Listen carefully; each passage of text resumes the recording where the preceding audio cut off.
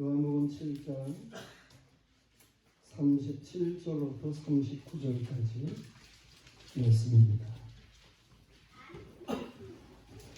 37절 7장 37절 명절 끝날 곧 큰 날에 예수께서 서서 외쳐 이르시되 누구든지 목마르거든 내게로 와서 마시라.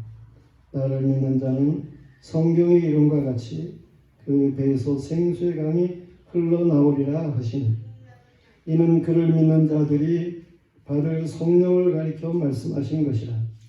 예수께서 아직 영광을 받지 아니하셨으므로 성령이 아직 그들에게 계시지 아니하시더라.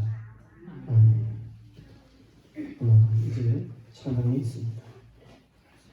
찬양입니다.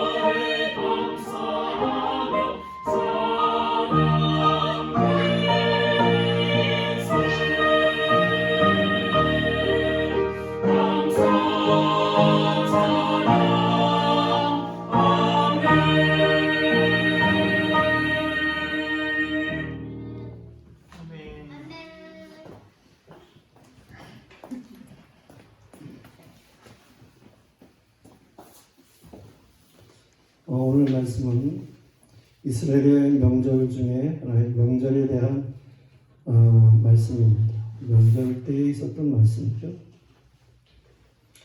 이스라엘 사람들이 지키는 명절, 크게 세 가지의 명절이 있습니다. 그 첫 번째 명절은 유월절이죠.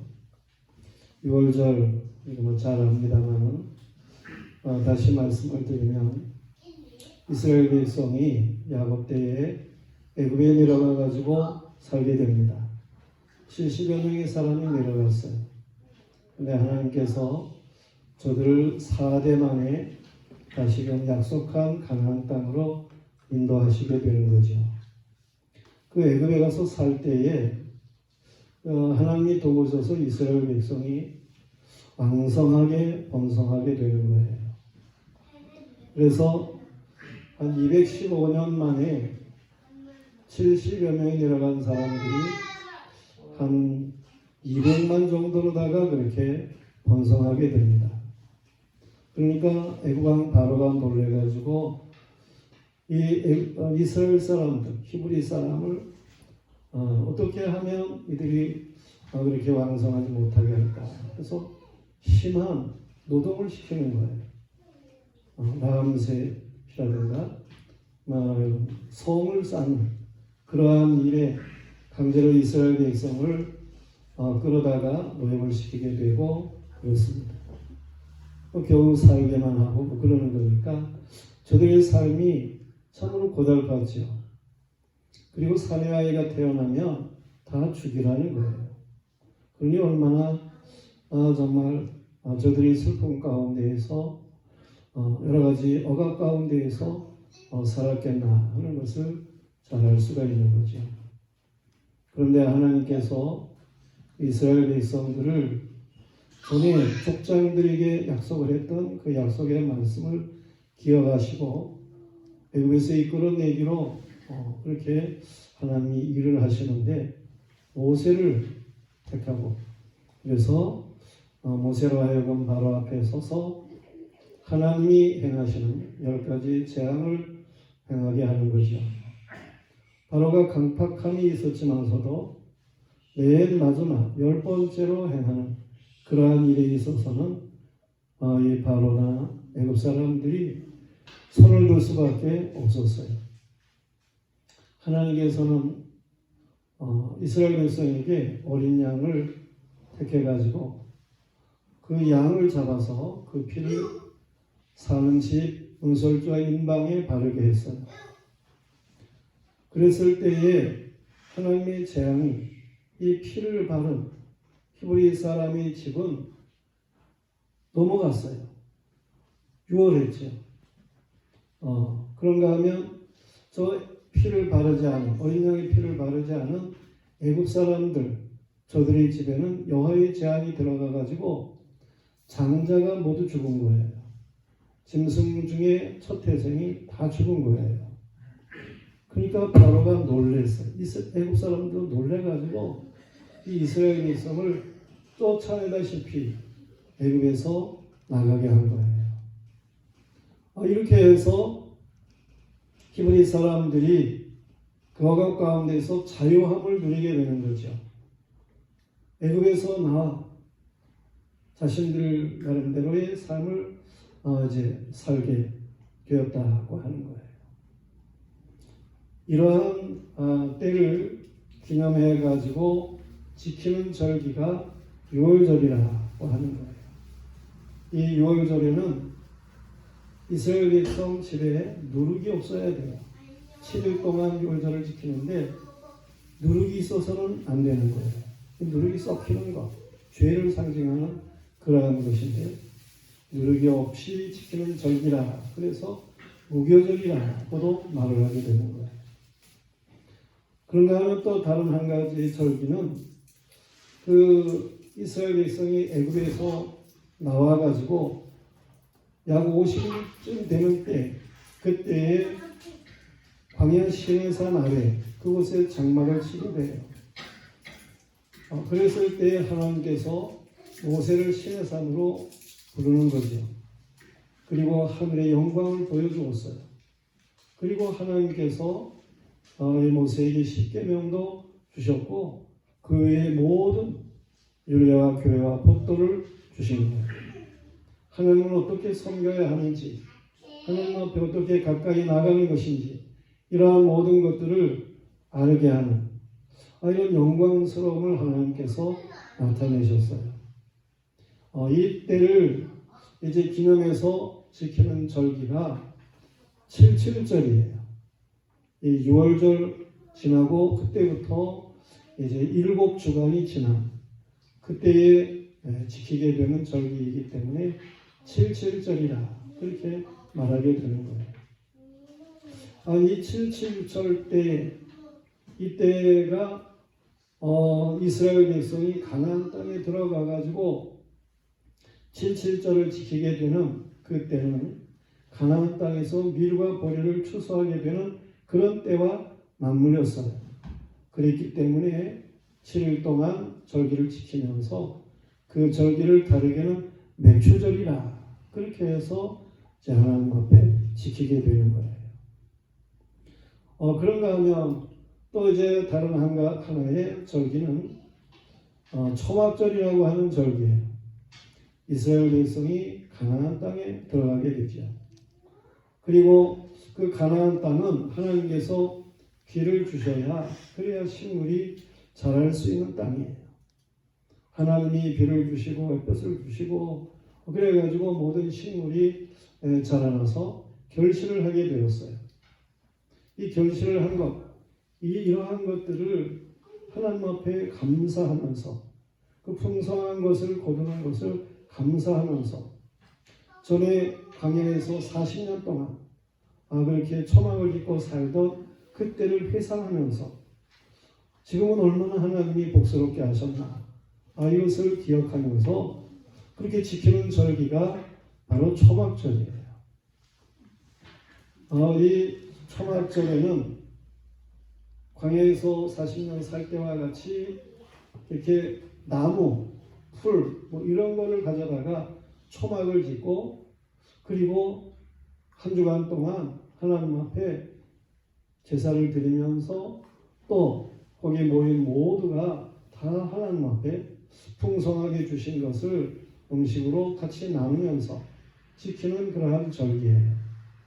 이미 모든 알곡을 창고에 드리고 그리고 그 풍성함을 가지고 식물을 나누면서 하나님 앞에 지키는 절기이기 때문에 그 절기를 초막절이라고도 그러지만은 창고에 이미 알곡을 채웠다 그래가지고 수장절이라 그렇게 말을 하면서 일주일 동안을 지키게 되는 그런 절기가 있게 되는 거예요.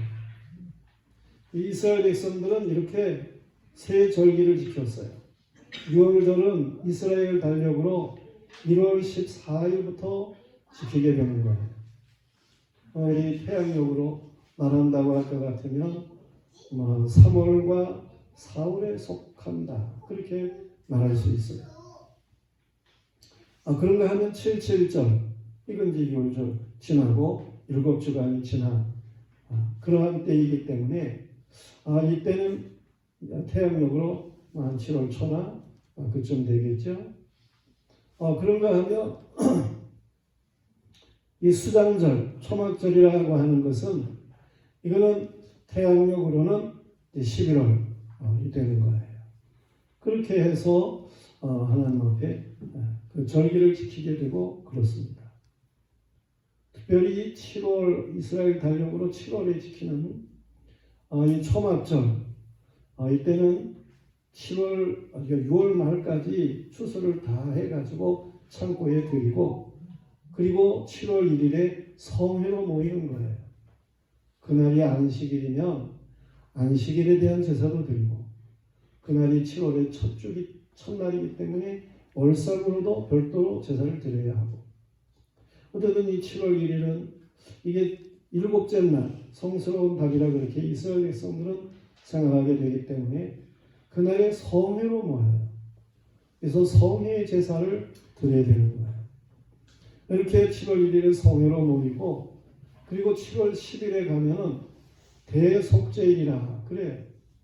그래서 이스라엘 백성 전체의 죄악을 속하는 이 속죄의 피를 대제사장이 가지고 1년에 딱 한 번 7월 10일에만 지성소에까지 대제사장이 들어가요. 그래가지고 언약궤 위에 있는 속죄판에다가 속죄의 피를 이제 붓게 되고 그리고 이스라엘 백성 전체의 죄를 대속하는 그러한 제사를 드리게 되는 거죠. 이스라엘 백성의 전체가 다 깨끗해졌다고 하는 속죄의 제사를 7월 10일에 드리고 나서 7월 15일에 지키는 절기가 바로 초막절이에요. 수장절이 되고 그러는 거예요. 오늘 우리가 이 지키는 이 추수감사절이 바로 그 초막절에 해당하는 거예요. 그 수장절에 해당되는 그러한 감사로 하나님 앞에 예배를 드리는 겁니다. 그 이스라엘 백성이 세 절기를 지키는 이 절기의 패턴이 이게 그리스도인에게도 여전히 있어야 되는 거예요. 하나님의 백성들을 하나님께서 이 새 절기를 통해서 그렇게 영광스럽게 했는데, 역시 신약의 그리스도인들도 새 절기로 영광을 돌리는 거예요. 유월절은 예수 그리스도의 십자가에 달리신 이것을 의미하고, 그로 인해서 우리가 자유함을 얻게 되는 것을 의미하는 거예요. 그리고 77절이라고 하는 것은 이건 신약의 오순절이에요. 오순절 때에 하나님께서 성령 충만한 역사를 주셔가지고 우리로 하여금 교회 받게 하시는 역사를 허락하시는 거죠. 그의 가운데 우리가 살아가는 거예요. 그리고 이 11월에 드리게 되는 이런 추수감사절, 수장절과 같은 그러한 감사함을 가지고 하나님 앞에 여전히 감사를 드리게 되는 이러한 제사다. 그런 얘기입니다. 오늘 이 요한복음 7장에 나오는 명절 끝날에 37절에서 그렇게 말하고 있는데, 이 명절이 바로 초막절에 해당이 되는 그런 절기라고 하는 거예요. 초막절에 와가지고 일주일 동안 하나님 앞에 제사를 드린다고 제사를 드리고 말씀을 듣고, 그리고 친지들을 만나고 가까운 사람들을 만나서 한 주간 동안 절기를 잘 지킨 그러한 이스라엘 백성, 이제 이들이 집으로 돌아가게 되는 8번째 날인 거예요. 예수님께서 저들을 보니까 저들은 여전히 뭔가 갈급한 것 같아요. 여전히 뭔가 저들은 힘이 없는 것 같아요. 메마른 것 같아요. 그래서 예수님께서 말씀을 하시는 거예요. 누구든지 목마르거든 내게로 와서 마셔라. 그렇게 예수님께서 말씀을 하시는 거예요. 저들이 절기를 지킨다고 지켰는데, 초막절을 지킨다고 지켰는데, 돌아가는 모습들을 보니까 저들은 상당히 피곤한 그러한 모습으로 예수님의 눈에 보이게 된 거예요. 잃어버린 집으로 돌아가려니까 이제 가족들을 서로 찾아가지고 돌아가려고 그 자리에 없는 가족을 부르는 이런 소리가 그냥 여기저기서 막 들려오고 이 절기를 지키려고 음식을 마련하고 이런 모든 것에 필요한 그런 것들을 가지고 왔던 이런 모든 짐을 다시금 꾸리게 되는 저들을 보게 되면서 피곤한 모습을 발견하게 되신 거예요. 또 이제 그렇게 절기를 지키러 와가지고는 하나님의 제사를 드리면서 그 랍비들을 통해 가지고 하나님의 말씀을 듣게 됩니다. 그런데 그 예수님 당시에 유대인들, 아직 예수님을 안 믿는 사람들만, 그들은 이 유대 랍비들을 통해 가지고 유대 율법에 대한 그러한 교훈을 듣게 된 거죠. 이 율법적이라고 하는 것, 이 율법을 듣게 될 때에, 율법이라고 하는 게 뭐예요? 죄를 지적하고 그러는 거죠.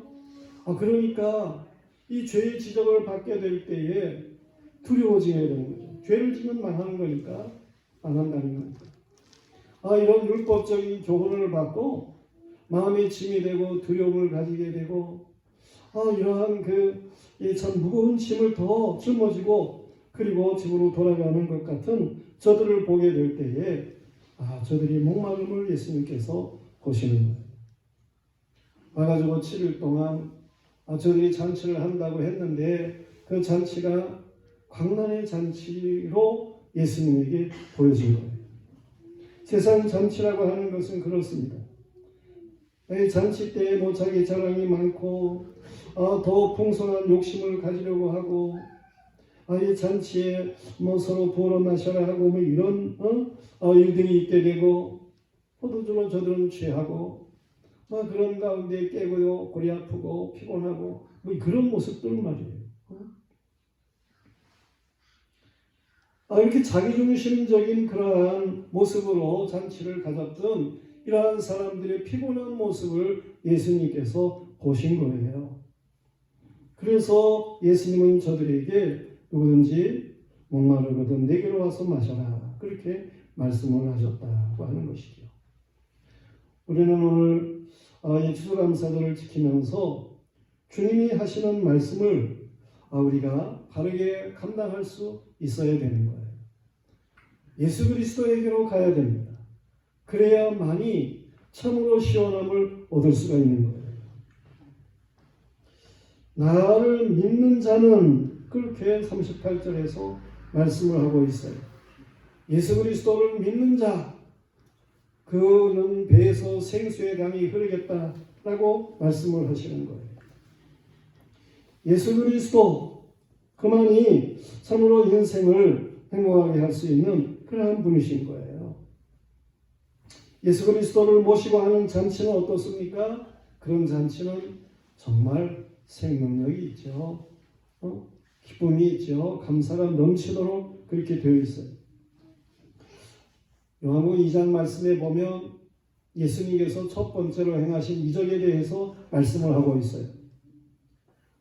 예수님과 제자들과 예수님의 모친인 마리아 모두가 다 그 잔치에 초청을 받았어요. 가까운 그런 사람들이었던 것 같아요. 그런데 그 잔치집에 사람이 많이 와서 그런지 포도주가 모자라는 거예요. 그래 마리아가 가까운 집인 것 같은데 잘 알고 예수님에게 말하게 되죠. 이 잔치집에 포도주가 떨어졌어. 그걸 말씀을 하신 거예요. 예수님께서 나와 무슨 상관이 있습니까? 그렇게 얘기를 하지만은 그러나 이 마리아는 예수님이 이제 공생애를 시작하시고 할 수 있는 분이시다 라고 하는 것을 알고 말을 하게 되는 거죠. 하인들을 불러서 예수님이 뭐라고 말을 하든지 그대로 다 순종을 해라 그랬어요. 그때 예수님께서 하인들에게 말씀하시기를 거기 손님이 오면 씻는 결례통이 있었는데 그 결례통에다가 물을 갖다 채우라는 거예요. 그래서 하인들이 물을 길어다가 그 통을 채웠죠. 6통이나 되는 그런 항아리가 있었는데 그걸 채웠어요. 그랬더니 이제는 그걸 떠다가 연회장에게 갖다 주라는 거예요. 그래서 이 하인들이 순종했죠. 떠다가 연회장에 갖다 주었더니 연회장이 그걸 보니까 포도주를 갖고 온 거예요. 그런데 그 맛을 보니까 앞서 것들보다 더 아주 좋은 그러한 포도주인 거예요. 그래가지고 신랑을 불러서 칭찬을 하는 그런 일이 있어요. 그 잔치가 더욱 빛나는 그러한 일이 있어요. 다시 말해서 예수님께서 그 잔치에 참여를 했기 때문에 포도주의 모자람도 채워지고 더 좋은 포도주가 주어지게 되고 그렇죠. 예수님은 물로 포도주를 변화시킨 그러한 이적의 주인공이에요. 더 나았게 하시는 그러한 분이시라는 거예요. 새롭게 하시는 그러한 분이시라는 거예요. 인생을 예수님이 바꾸시는데 죄인을 의인되게 바꾸시는 그러한 분이시라는 거예요. 더 점점 좋아지게 하는 그런 역사가 있게 하시는 예수님이시다라는 말씀입니다. 이 예수님을 모시고 하는 그런 잔치가 되어야 그래야만이 그 잔치가 참으로 기쁨과 감사가 넘치는 그러한 잔치라는 것이죠. 오늘 우리의 이 추수감사절이 예수님을 모신 잔치에 하는 것입니다. 그냥 추수했으니까 그냥 이렇게 좀 추수감사절이라고 그러고 지키고 그런 정도가 아니고 예수님이 여기에 주인공이 되고 우리에게 그분이 믿어지고 이러한 역사로 지켜지는 추수감사절이어야 된다. 그런 말씀입니다. 예수 그리스도를 통해서 주어지는 잔치, 이것은 정말 배에서 생수의 강이 흘러요. 요한복음 4장 말씀으로 가서 보면 예수님께서 예루살렘에서 저 갈릴리로 가시는 도중에 수가라고 하는 성에, 사마리아 성에 거기에 예수님께서 가셔가지고 수가성 우물 거기에 낮 12시쯤에 주저앉으셨어요. 피곤하셔서. 그리고 제자들은 이제 음식을 사러 마을로 갔는데 그런데 어떤 여인이 물을 길러 왔어요. 사실 이 정오에는 물을 길러 오지를 않아요. 그것은 아주 더운 날씨이기 때문에 아침이나 저녁 때, 서늘할 때나 물을 길러 오는 거지 낮에는 물을 길러 오지를 않습니다. 근데 이 여인은 사람이 없는 이러한 정오에 물을 길러 온 거예요. 예수님께서 그 여인에게 말을 합니다.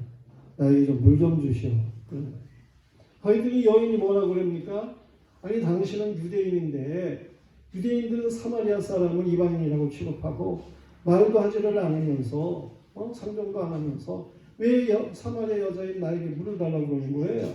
그러는 거예요. 예수님이 말씀하시기를 당신이 물을 달라고 하는 게 누군 줄 알았으면 구했을 것이다. 내가 주는 물은 영원히 목마르지 않는 물이다. 그렇게 예수님이 말씀을 하시잖아요. 아니 대박도 없고 뭐 그런데 어떻게 물을 주고 뭐 그런 영원히 목마르지 않는 물이 어디 있어요? 그러면서 여인이 이야기를 하게 됩니다. 그런 물 있으면 나에게도 좀 주세요. 그러는 거죠. 그랬을 때에 예수님께서 내 남편을 데려와라 그러십니다. 물 얘기를 하다가 남편을 데리고 오라는 거예요. 그러니까 여인이 나 남편이 없습니다. 예수님께서 말씀하시기를 맞다. 넌 남편이 없어. 네가 여기까지 살아온 5명의 남자는 다 네 남편이 아니었어. 다른 남자들과 놀아나는 그런 여인이에요. 그래서 창피해서 사람들을 만날 수가 없어가지고 정오에 물을 길러 사람들 안 모일 때에 물을 길러 온 거예요. 인생의 갈증을 느끼는 거예요. 그래서 정오에 물을 길러 온 거예요. 예수님께서 그 여인에게 그 죄가 생각나도록 그렇게 말씀을 하셨더니 선지자시군요. 그러는 거예요. 그러면서 우리는 이 산에서 예배하는데 당신은 예루살렘에서 예배를 드린다고 그러는데 어떻게 해야 되는 거예요? 또 묻는 거예요. 예수님이 말씀하시기를 이 산에서도 말고 예루살렘에서도 말고 아버지께 예배할 때가 있는데 이때라는 거죠. 그러면서 아버지께 예배하는 자는 영과 진리로 예배할지니라 꼭 가르치십니다. 여인이 말하기를 메시아가 오면 그러면 다 확실하게 해주실 거예요. 그러는 거예요. 그랬을 때 예수님이 내가 바로 그니라 말씀을 하셨어요. 여인이 이 예수님을 처음에는 사마리아 사람과 상종하지도 않은 유대인 정도로 알았다가 그 다음에는 이제 예수님을 선지자로 알았다가 이제는 예수님께서 메시아라고 하는 사실을 알게 된 거예요. 그래서 이렇게 생수를 준다고 하셨구나. 이렇게 내 죄에 대한 지적을 했구나. 바르게 예배드리는 게 뭔지를 알게 하셨구나 하는 것을 여인이 깨닫게 되는 거예요. 그래서 예수님을 만나 그리스도를 만나 이 여인은 달라져요. 그래가지고 물동이를 버려두고 마을로 달려가지고 사람들에게 내가 메시아를 만났다 고하게 됩니다. 이렇게 많은 사람을 예수님께로 이끄는 그러한 여인이 되는 거예요. 예수 그리스도를 바로 알게 된다고 할 것 같으면 그러면 배에서 생수의 강이 흐르도록 되어 있어요. 왜요? 죄의 문제가 해결되니까 하나님 앞에 예배의 삶이 온전하게 주어지게 되니까 사람이 바뀌는 거예요. 삶이 바뀌는 거예요. 그 중심이 달라지는 거예요. 예수 그리스도 안에서 새로워지는 것입니다. 예수님을 메시아 그리스도라 그렇게 말을 하게 되는데 이 말은 예수님이 선지자시다. 예수님이 제사장이시다. 예수님이 왕이시다. 그런 뜻이에요. 그리스도라는 말은. 기름 부음을 받은 자라 그런 뜻이거든요. 예수님은 본래 하나님과 함께 계셨던 말씀이시고 하나님에 대해서 잘 알고 창조에 대해서 알고 영혼에 대해서 잘 아시는 그러한 분이셔요. 대선지자시죠. 그 다른 선지자들과 비교할 수가 없는 대선지자이신 거예요. 예수님이 말씀이신데 육신을 입고 오셔가지고 우리의 죄를 대신 담당하시는 그래서 우리 죄를 사함받게 하는 대제사장이신 거예요.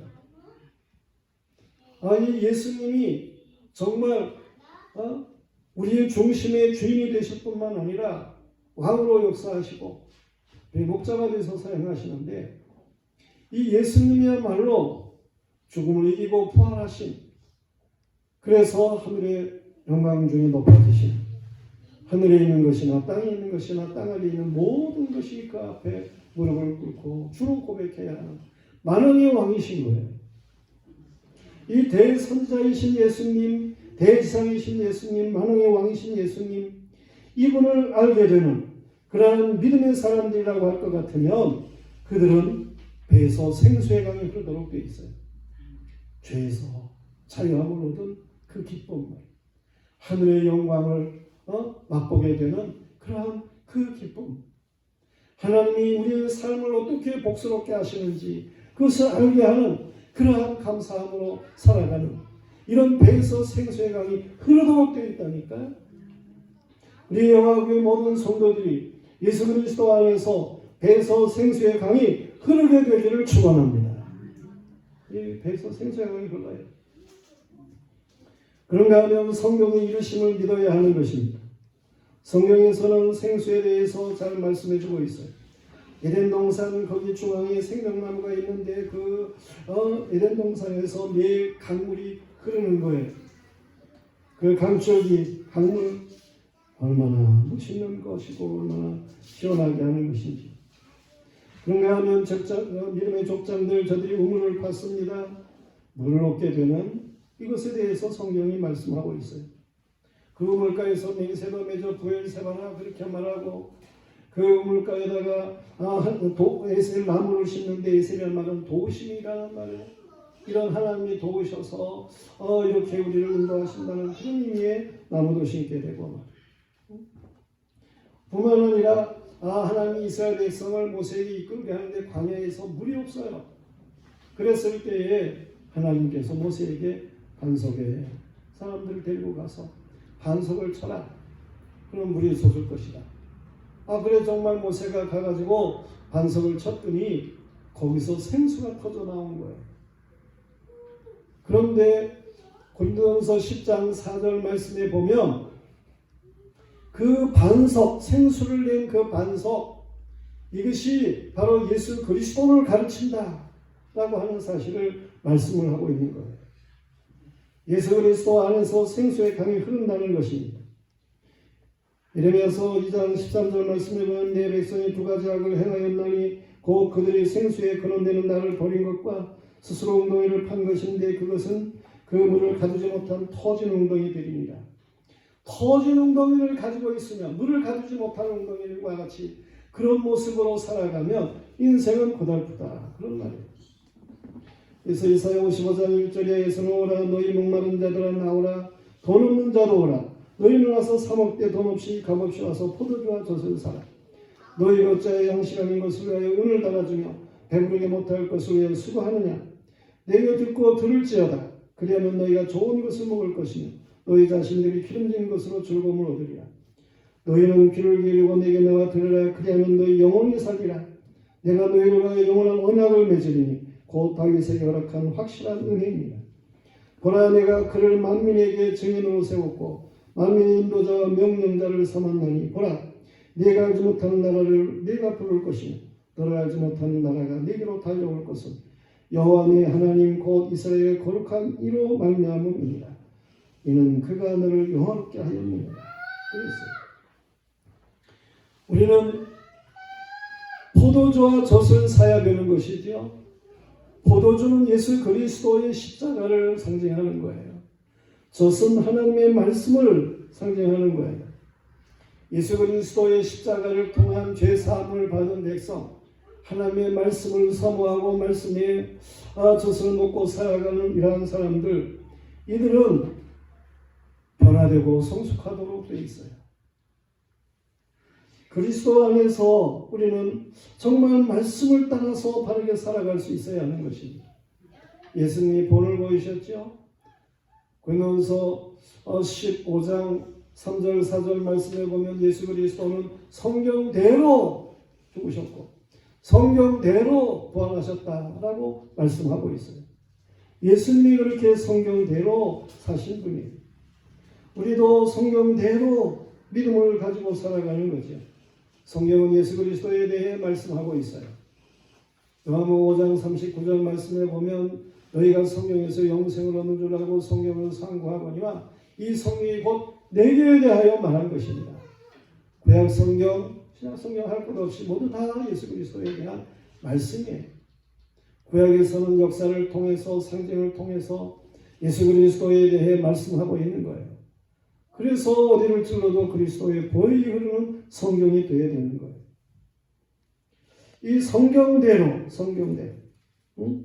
그 말씀대로 믿음을 가지고 살아가는 사람들은 배에서 생수의 강이 흘러요. 히브리서 4장 말씀에 보면 이스라엘 백성이 안식일을 지켜도 만족함이 없던 안식이 안 됐다는 거예요. 가나안 땅에 들어갔는데도 안식이 되질 않았다는 거예요. 그러나 하나님의 말씀이 믿음을 화합할 때에 그때에 진정한 안식이 오는 것이다 라고 하는 사실을 말씀해 주고 있어요. 그렇습니다. 하나님의 말씀을 따라서 살아가는 거기에 은혜가 되고 생수의 강에 뿌리를 받고 살아가는 믿음의 사람이 되는 거예요. 시편 1편 말씀에 보면 복 있는 사람은 오직 여호와의 율법을 즐거워해서 그 말씀을 주야로 묵상하는도다. 그는 시냇가에 심은 나무가 철을 따라 열매를 맺으며 그 잎사귀가 마르지 않은 같으니 그가 하는 모든 일이 형통하리로다. 그랬어요. 웨스트민스터 미국의 그 신학교에 가서 공부를 하는데 거기에 그 상담학 교수가 그 말한 그 말씀이 기억이 납니다. 그분이 뭐라고 얘기를 했냐면은 이 상담학 같은 분이니까 성경 상담자 정말 그 시냇가에 뿌리를 받고 있는 나무 10편 1편에서 말하는 것처럼 그 나무는 태양이 뜨겁게 내려쬐을 때에 더 왕성하게 잘 자란다는 거예요. 그래요.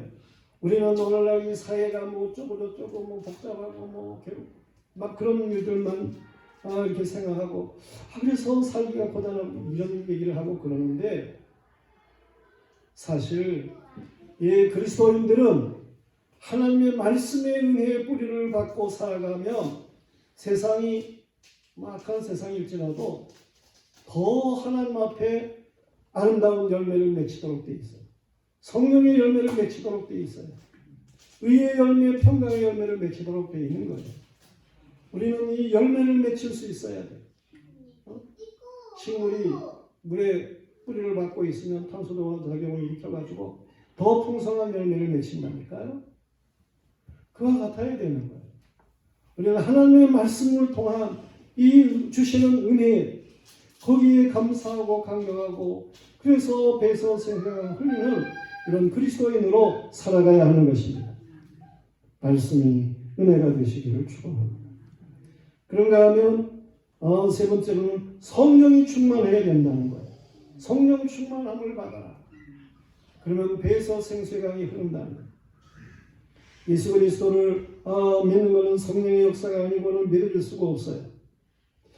이 성령의 은혜는 점점 차오르는 은혜예요. 사모하는 사람들에게 충만하게 주어지는 은혜이고요. 발목에 있던 은혜가 무릎에서 허리에서 가슴으로 차고 넘치게 되는 그러한 은혜. 이게 성령의 은혜. 우리는 그러니까 성령 충만을 위해서 하나님 앞에 기도해야지요. 사모해야 되죠. 그러면 성령 충만해지도록 되어 있어요.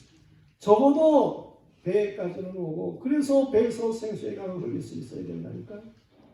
발목과 같은 이 성령 충만 이거는 어린아이 신앙의 사람들이에요. 물에서 마음대로 뛰어다닐 수 있죠. 자기 멋대로 할 수 있어요. 그런데 이제 허리까지 오게 되면 그러면 자기 마음대로 물속에서 안 돼요. 가슴 이상으로 차오르면 더 우리의 자아는 간별해야 하는 거예요. 그렇게 되어지는 이런 삶이 필요하다.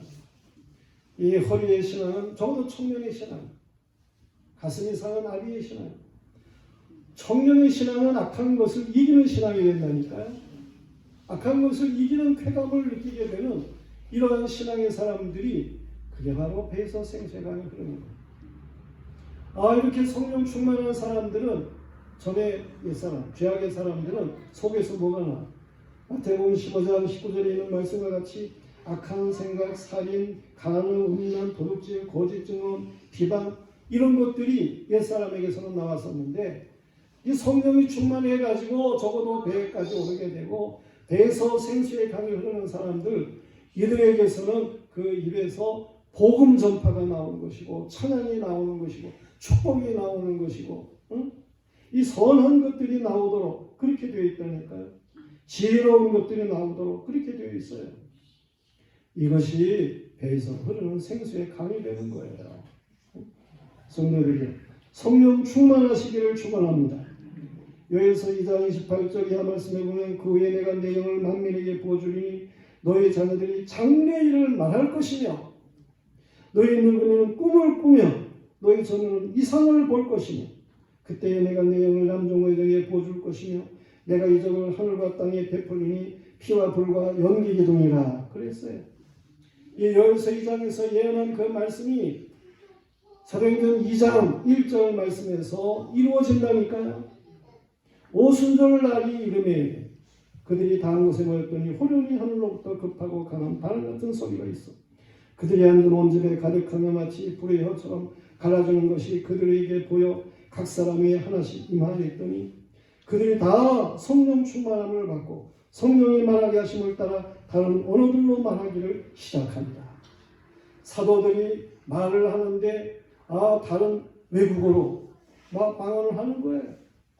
다른 나라에서 온 사람들이 사도들의 말을 복음으로 받아 듣게 되는 거예요. 알게 되는 거예요. 놀라운 역사죠. 하나님의 언어의 통일을 일으키는 이러한 역사를 가져온 거예요. 평신도들 방언하는데 자기 유익의 방언도 있어요. 잘 알았지 못하는 말, 그런 방언을 하게 되고 그러는데 이게 하나님과 교통하는 그러한 역사인 것은 분명한 사실로 이런 방언하게 되는 거지. 성령 충만의 역사를 통해서 이런 놀라운 일들이 일어난 거야. 성령은 진리의 영이에요. 죄에 대해서, 의에 대해서, 심판에 대해서 말하죠. 예수 그리스도를 증언하죠. 모든 들은 것을 기억나게 하는 이가 성령이셔요. 장래일을 알게 하는 이가 성령이셔요. 평안하게 하시는 이가 성령이셔요. 성령은 하나님의 깊은 것을 통달하게 하시는 영이에요. 성령은 은혜를 알고 은사를 감당하게 하는 그러한 영이에요. 성령으로 은혜가 주어지게 되면 자신이 어떤 사명을 감당해야 되는지 그것이 분명해져요. 그래서 막 삶이 힘이 생기고 막 길이 환하게 보여지고 열심히 생겨지게 되고 충성하게 되는 그런 역사가 나타나는 거예요. 이게 배에서 생수의 강이 흐르는 역사라니까. 우리는 하나님 앞에서 예수님이 말씀하신 것처럼 예수님을 믿으면 그리고 성경의 은혜를 깨닫게 되면 그리고 성령 충만하게 되면 배에서 생수의 강이 흐를 줄로 믿습니다. 그걸 우리가 그 은혜로 살아가는 거예요.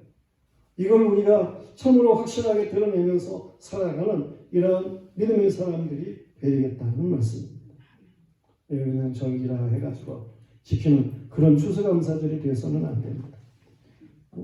예수 그리스도 안에 그 안에서 마시는 그 안에서 배에서 생수의 강이 흐르는 이런 놀라운 역사가 우리 모두에게 충만하기를 주님의 이름으로 축원합니다. 기도하겠습니다. 하나님 감사합니다. 우리에게 그냥 세상 물질적인 것으로 감사하는 그런 정도가 아닙니다. 예수 그리스도 안에 배에서 생수의 강이 흐르는 기쁨을 가지고 감사할 수 있도록 은총을 주시는 것을 감사합니다. 하나님의 백성다운 삶을 잘 감당할 수 있게 해주옵소서. 하나님의 영광을 거두시옵소서. 예수님 이름 받들어 기도드리옵나이다.